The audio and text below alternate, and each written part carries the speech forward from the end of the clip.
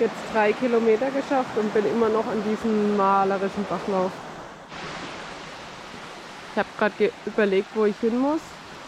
Hier oder hier, aber dann habe ich da die Markierung gesehen.